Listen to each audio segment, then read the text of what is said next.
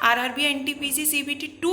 Yes friends, एक video से ही 5 to 6 marks आपके कंफर्म हो जाएंगे लेवल 2, 3 एंड 5 में। और मैं आपको लेवल 6 और 4 की कट ऑफ भी सजेस्ट करूंगी। So this is my channel board exam warrior. To like, share and subscribe for tricky videos. I will explain you types of angles in this video. क्यों friends? क्योंकि level 6 वाले और 4 वाले जो exams थे उसमें इससे घुमा फिरा कर 3 से 4 क्वेश्चंस आए ही आए हैं। So this is a important topic. Okay, चलिए सबसे पहले देखते हैं टाइप्स ऑफ एंगल्स कौन कौन से होते हैं। Acute, right angle, obtuse angle, straight angle, reflex angle and complete angle. तो ये तो मैंने जस्ट फिगर आउट करके आपको बता दिया है। चलिए अच्छे से एक्सप्लेन करते हैं। और फ्रेंड्स, इसको स्किप बिल्कुल मत कीजिएगा क्योंकि आपको इस वीडियो में लेवल 6 और 4 की कट ऑफ भी पता होने वाली है। चलिए तो पहले ये देखते हैं एंगल क्या होते हैं। When two lines meet at a point, they are said to form an angle. Angle denotes by a symbol this. Okay, this is a symbol of angle. So here B C A is a angle. Okay, चलिए आगे बढ़ते हैं। सबसे पहले पढ़ते हैं acute angle.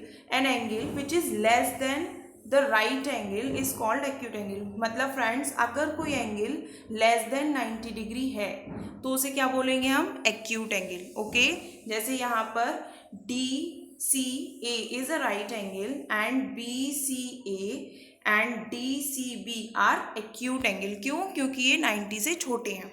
चलिए आगे बढ़ते हैं। Right angle, if two adjacent angles standing on the same straight line are equal to one another, then each of two angles is called a right angle. तो देखिए फ्रेंड्स, ये है मेरी एक लाइन सी डी और इस पर मैंने एक और लाइन ड्रॉ की है ए बी। तो ये क्या कर रही है? इसके राइट हैंड और लेफ्ट हैंड पर इक्वल एंगल रिप्रेजेंट कर रही है। तो ये एंगल्स कितने हो जाएंगे?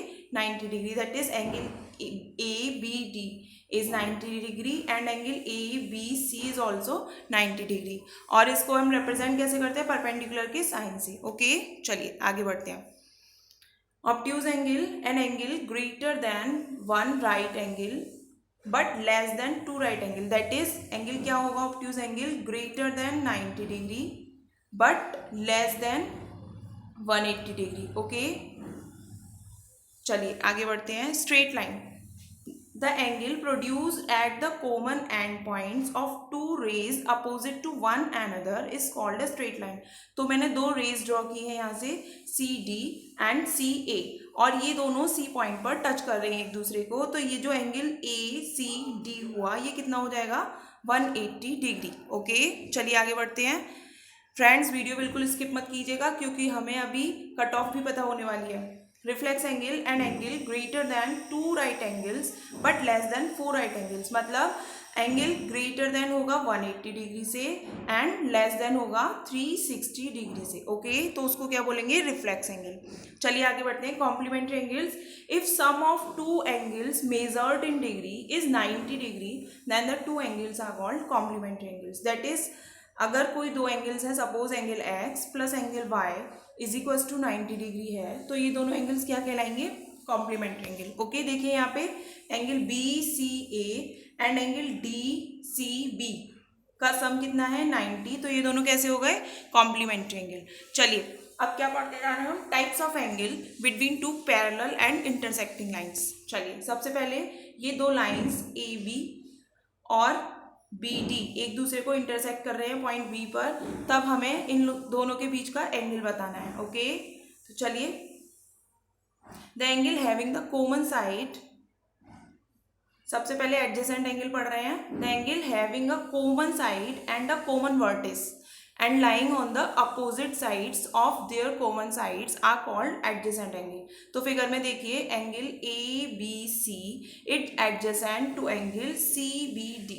क्यों बताया मैंने फ्रेंड्स? इनका देखो वर्टेक्स कॉमन है, B दोनों में सेम वर्टेक्स है या कॉमन वर्टेक्स है, और लाइन जो BC है ये भी दोनों में कॉमन है। ओके, तो यही चीज़ें चाहिए थी हमें इस एंगल में। एडजेसेंट एंगल कौन से हुए? जिनमें एक वर्टेक्स कॉमन होना चाहिए और एक साइड कॉमन होनी चाहिए। चलिए आगे बढ़ते हैं। वर्टिकली अपोजिट एंगल्स, तो देखिए ये दो लाइंस हैं, एक दूसरे को कट कर रहे हैं पूरी तरीके से, तो वर्टिकली अपोजिट एंगल्स कैसे होंगे? Vertically opposite angles are the angles formed opposite each other when two line intersecting.